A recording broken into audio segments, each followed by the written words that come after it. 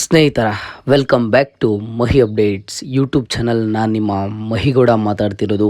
ಇವತ್ತಿನ ಈ ವಿಡಿಯೋದಲ್ಲಿ ಅನ್ನಭಾಗ್ಯ ಯೋಜನೆಯ ಫಲಾನುಭವಿಗಳಿಗೆ ಒಂದಿಷ್ಟು ಇಂಪಾರ್ಟೆಂಟ್ ಮಾಹಿತಿ ಇದೆ, ಜೊತೆಗೆ ಒಂದು ಗುಡ್ ನ್ಯೂಸ್ ಅಂತಲೇ ಹೇಳ್ಬೋದು.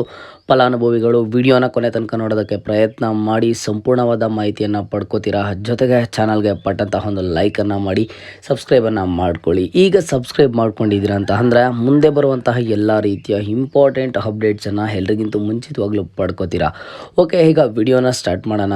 ನೋಡಿ, ಮೊದಲಿಗೆ ಕರ್ನಾಟಕ ಸರ್ಕಾರ, ಕಾಂಗ್ರೆಸ್ ಸರ್ಕಾರ ಮಾಡಿದಂತಹ 5 ಗ್ಯಾರಂಟಿ ಯೋಜನೆಗಳಲ್ಲಿ ಒಂದಾದ ಅನ್ನಭಾಗ್ಯ ಯೋಜನೆ. ಈ ಒಂದು ಅನ್ನಭಾಗ್ಯ ಯೋಜನೆಯಲ್ಲಿ 5 kg ಅಕ್ಕಿಯನ್ನು ಕೊಡ್ತಿದ್ರು, ಜೊತೆಗೆ 5 kg ಅಕ್ಕಿ ಬದಲು ಹಣ ಕೊಡ್ತಿದ್ರು. ಇಲ್ಲಿ ಸುಮಾರು ಫಲಾನುಭವಿಗಳಿಗೆ ಈಗಾಗಲೇ ಸಹ ಫೆಬ್ರವರಿ ತಿಂಗಳವರೆಗೂ ಅನ್ನಭಾಗ್ಯ ಯೋಜನೆಯ ಅಕ್ಕಿ ಬದಲಿಗೆ ಹಣ ಬಂದಿತ್ತು. ಇಲ್ಲಿ ಫಲಾನುಭವಿಗಳು ವೆಯ್ಟ್ ಮಾಡ್ತಿದ್ದು ಮಾರ್ಚ್ ತಿಂಗಳ ಹಣ ಯಾವಾಗ ಬರುತ್ತೆ ಅಂತ ಹೇಳಿಬಿಟ್ಟು.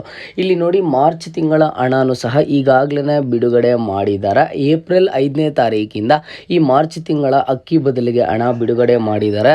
ಆ್ಯಂಡ್ ಈಗಾಗಲೇ ಒಂದಿಷ್ಟು ಲಕ್ಷ ಫಲಾನುಭವಿಗಳ ಬ್ಯಾಂಕ್ ಖಾತೆಗಳಿಗೆ ಅನ್ನಭಾಗ್ಯ ಯೋಜನೆಯ ಮಾರ್ಚ್ ತಿಂಗಳ ಹಣ ಆದರೆ ಜಮಾ ಆಗಿದೆ.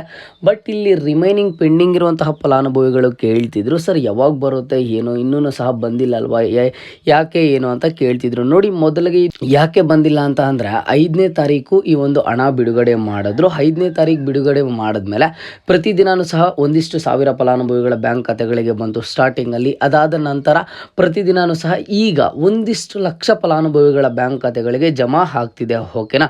ನೋಡಿ, 13ನೇ ತಾರೀಕು, 14ನೇ ತಾರೀಕು, 15ನೇ ತಾರೀಕು ಇದೇ ತಿಂಗಳಲ್ಲಿ ಸುಮಾರು ಫಲಾನುಭವಿಗಳ ಬ್ಯಾಂಕ್ ಖಾತೆಗಳಿಗೆ ಅನ್ನಭಾಗ್ಯ ಯೋಜನೆಯ ಮಾರ್ಚ್ ತಿಂಗಳ ಹಣ ಆದರೆ ಜಮಾ ಆಗಿದೆ.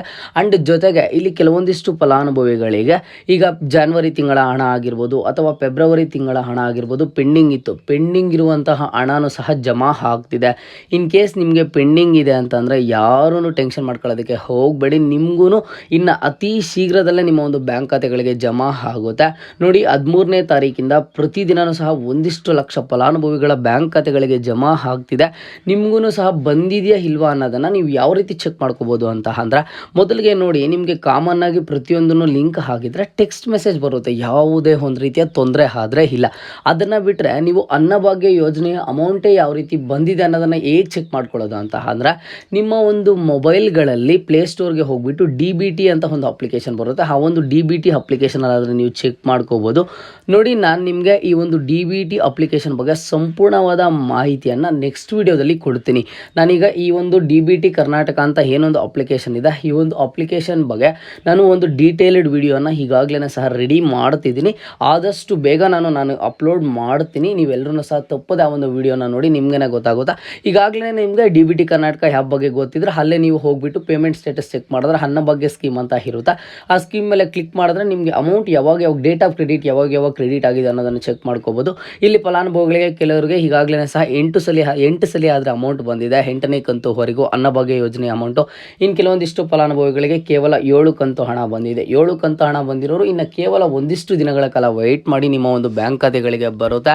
ಆ್ಯಂಡ್ ನೋಡಿ, ನಿಮ್ಗೆ ಏನಾದರೂ ಬಂದಿಲ್ಲ ಅಂತಂದರೆ ಜಾಸ್ತಿ ಟೆನ್ಷನ್ ಮಾಡ್ಕೊಳ್ಳೋದು ಬೇಡ. ಅದು ಪೆಂಡಿಂಗ್ ಹಣ ಆಗಿರ್ಬೋದು ಅಥವಾ ನಿಮಗೆ ಅಪ್ ಟು 8ನೇ ಕಂತು ಹಣದವರೆಗೂ ಇನ್ನು ಕೇವಲ 3 ರಿಂದ 4 ದಿನಗಳ ಒಳಗಡೆ ಎಲ್ಲರ ಒಂದು ಬ್ಯಾಂಕ್ ಖಾತೆಗಳಿಗೆ ಬರುತ್ತೆ ಅಂತ ಹೇಳಿಬಿಟ್ಟು ಸರ್ಕಾರದ ಕಡೆಯಿಂದ ಒಂದು ಸ್ಪಷ್ಟನೆ ಆದರೆ ಸಿಗ್ತಿರೋದು. ನಿಮಗೆ ಯಾವ ಕಂತು ಹಣ ಬಂದಿದೆ, ಯಾವ ಕಂತು ಹಣ ಬಂದಿಲ್ಲ ಅನ್ನೋದನ್ನು ನೀವು ಕಾಮೆಂಟ್ ಬಾಕ್ಸ್ ಮೂಲಕ ತಿಳಿಸಿ. ಇನ್ ಕೇಸ್ ನಿಮ್ಗೆ ಯಾವುದಾದ್ರೂ ಕಂತು ಹಣ ಪೆಂಡಿಂಗ್ ಇದ್ದರೆ ಇವತ್ತೂ ಸಹ ಬರೋ ಚಾನ್ಸಸ್ಸು ಮ್ಯಾಕ್ಸಿಮಮ್ ಆದರೆ ಇದ್ದಾವೆ. ಹಾಗಾಗಿ ಫಲಾನುಭವಿಗಳು ಸ್ವಲ್ಪ ವೆಯ್ಟ್ ಮಾಡಿ. ಇದು ಇವತ್ತಿನ ಮಾಹಿತಿ ಆಗಿರುತ್ತೆ. ಇದೇ ರೀತಿಯ ಎಲ್ಲ ಹೆಚ್ಚಿನ ಅಪ್ಡೇಟ್ಸ್ಗಾಗಿ ಮಹಿ ಅಪ್ಡೇಟ್ಸ್ ಯೂಟ್ಯೂಬ್ ಚಾನಲನ್ನು ಸಬ್ಸ್ಕ್ರೈಬ್ ಮಾಡ್ಕೊಳ್ಳಿ.